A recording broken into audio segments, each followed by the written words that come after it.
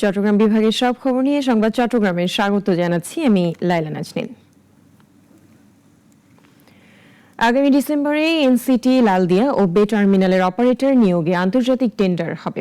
চট্টগ্রাম বন্দরের agent desk উদ্বোধন শেষে সাংবাদিকদের একথা জানিয়েছেন বিনিয়োগ বোর্ডের নির্বাহী চেয়ারম্যান আশিক চৌধুরী। দুর্নীতি ও হয়রানি রোধে এজেন্ট ডেস্ক কার্যকর ভূমিকা রাখবে বলে আশাবাদী বন্দর সংশ্লিষ্টরা। একে আজাদের রিপোর্ট। বন্দর সংস্কারের অংশ হিসেবে সরকারের পক্ষ থেকে নেওয়া হচ্ছে নানামুখী পদক্ষেপ।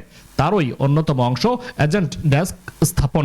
চট্টগ্রাম বন্দরের ৪ নম্বর ফটকে এই এজেন্ট ডেস্ক উদ্বোধন করে গণমাধ্যম কর্মীদের মুখোমুখি হন বিনিয়োগ বোর্ডের নির্বাহী চেয়ারম্যান আশিক চৌধুরী।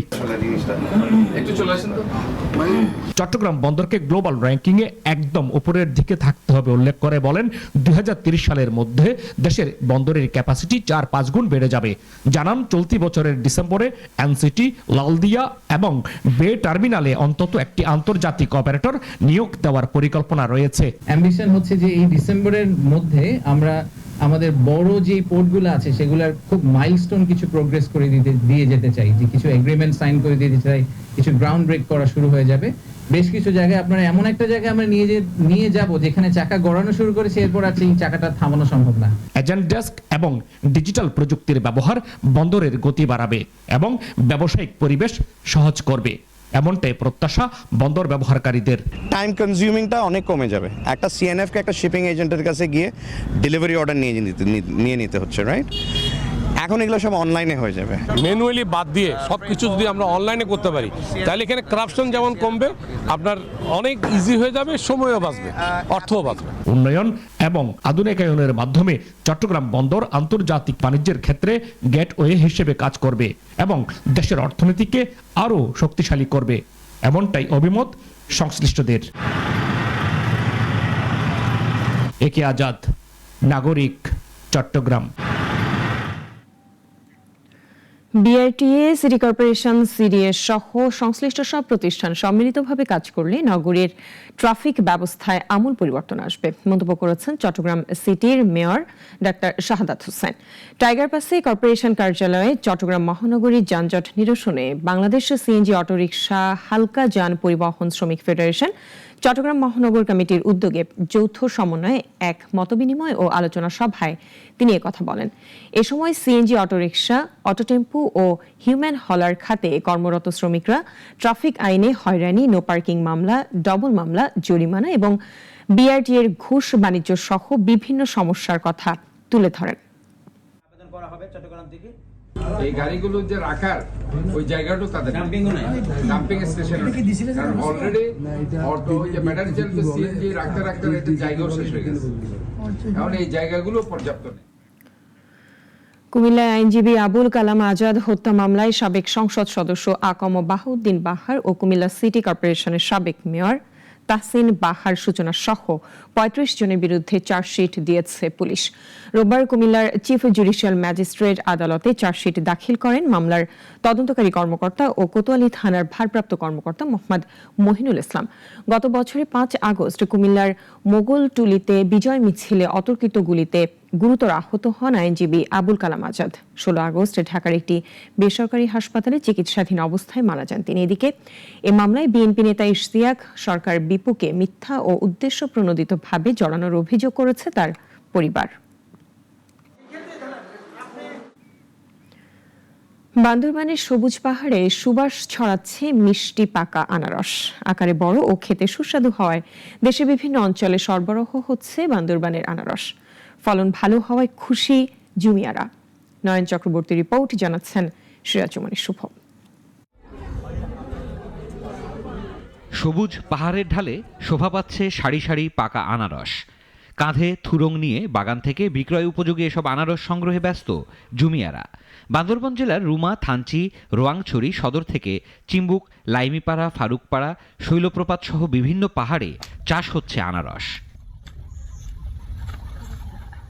প্রতি বছর মার্চ এপ্রিল মাসে জমি প্রস্তুত করে লাগানো হয় চারা। মে জুনে বিক্রির উপযোগী হয় আনারস।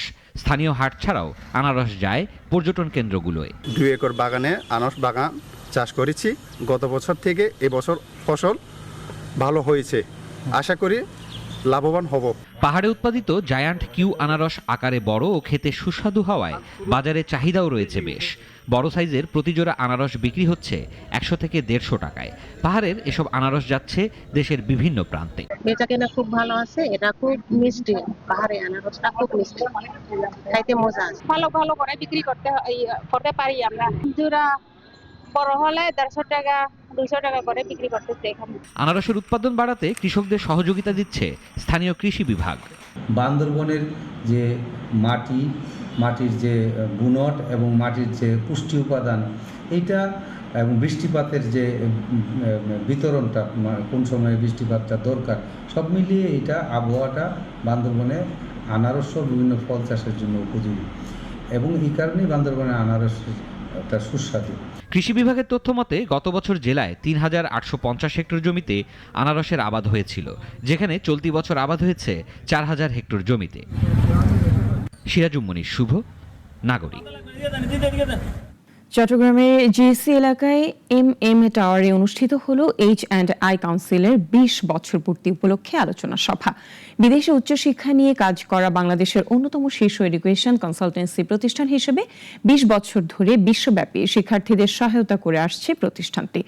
অনুষ্ঠানে উপস্থিত ছিলেন rotary ইন্টারন্যাশনালের engineer Motiur Rahman, রোহেলা Khan Chowdhury, Ziauddin equity properties এর চেয়ারম্যান মাহফুজুর হক, এমডিসি এর পরিচালক মোহাম্মদ আসরার, আশিক এলাহি, মুর্তজা বেগম, শিক্ষাবিদ মঈনুদ্দিন, কবি জিন্না চৌধুরী, মোতাহের হোসেন, মঈনুদ্দিন টুটুল সহ অন্যরা। অন্তর্বর্তীকালীন সরকার দায়িত্ব নেওয়ার পর আইন শৃঙ্খলা পরিস্থিতি ভালো হয়েছে, অর্থনীতিও ভালো হয়েছে। আশা করি আগামী ফেব্রুয়ারিতে সুন্দর একটি নির্বাচন হবে বলেছেন ধর্ম উপদেষ্টা আফম খালিদ হোসেন। রোববার ব্রাহ্মণবাড়িয়া জেলা সদরের পশ্চিম মেড্ডায় আলেম ওলামাদের সঙ্গে মতবিনিময় ও সম্বর্ধনা গ্রহণ শেষে সাংবাদিকদের প্রশ্নের জবাবে একথা বলেন উপদেষ্টা। খালিদ হোসেন বলেন, অন্তর্বর্তীকালীন সরকার আসার আগে থানা পুলিশ ছিল না, ট্রাফিকের দায়িত্ব পালন করেছে শিক্ষার্থীরা। বলেন, নতুন বাংলাদেশ গঠনের ক্ষেত্রে আলেম ওলামাদের অবদানও সোনার অক্ষরে লেখার মতো।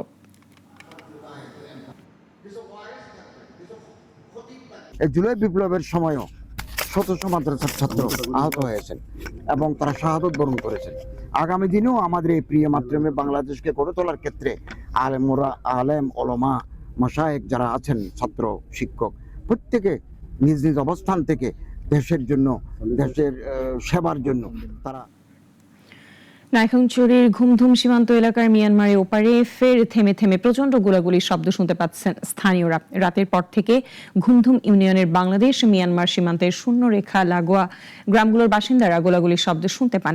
ওপারে তুমব্রুর নারিকেল বাগিচা এলাকায় বিদ্রোহী গোষ্ঠী আরাকান আর্মির 2টি ক্যাম্প থাকায় স্থানীয়দের ধারণা সেখানে হঠাৎ করে বড় কোনো সংঘাতের ঘটনা ঘটেছে। তবে এখনও কোনো হতাহতের খবর আসেনি। এই ঘটনায় বর্ডার গার্ড বাংলাদেশ ওই এলাকায় টহল জোরদার করেছে।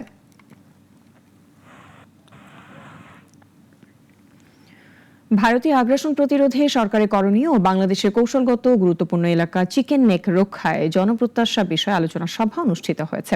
রোববার ফেনী পৌর সম্মেলন কক্ষে আগ্রাসন প্রতিরোধে সরকারের করণীয় বাংলাদেশের চিকেন নেক ফেনী রক্ষায় জনপ্রত্যাশা শীর্ষক এই আলোচনা সভার আয়োজন করে ভারতীয় আগ্রাসন প্রতিরোধ সর্বদলীয় কমিটি ফেনী জেলা। সভাপতিত্ব করেন অ্যাডভোকেট মিসবাউদ্দিন খান, সঞ্চালনা করেন অ্যাডভোকেট মিসবাউদ্দিন চৌধুরী মোর্শেদ। আলোচনায় জেলা সর্বদলীয় নেতারা ছাড়াও বক্তব্য রাখেন ফেনী সাংবাদিক ইউনিয়ন এর সভাপতি সিদ্দিক আল মামুন। নদীর পানি ফেনী রক্ষায় আমাদের জনপ্রত্যাশা, এ বিষয়ে আমরা আপনাদের সুচিন্তিত মতামত। লক্ষ্মীপুর সদর উপজেলার পালেরহাট এলাকায় সেনাবাহিনীর অভিযানে একেএম ফরিদ উদ্দিন নামে যুবদলের এক নেতা আটক হয়েছেন। ফরিদকে আটকের পর তার বাড়ি থেকে গ্রেফতার করা হয়েছে একটি একনলা বন্দুক। একই রাতে ওই ইউনিয়নে নাইম নামে আরও একজনের বাড়ি থেকে ইয়াবা ও গাঁজা উদ্ধার করা হয়। রাতে গোপন সংবাদের ভিত্তিতে সেনাবাহিনীর একটি দল অভিযান চালায়। নেতৃত্ব দেন লক্ষ্মীপুর সেনা ক্যাম্পের ক্যাপ্টেন মোহাম্মদ রাহাত খান। তিনি জানান, প্রথমে ফরিদ উদ্দিনের বাড়িতে অভিযান চালিয়ে অস্ত্র জব্দ করা হয়। এরপর নাইমের বাড়ি থেকে বিপুল পরিমাণ মাদক উদ্ধার করেন সেনা সদস্যরা।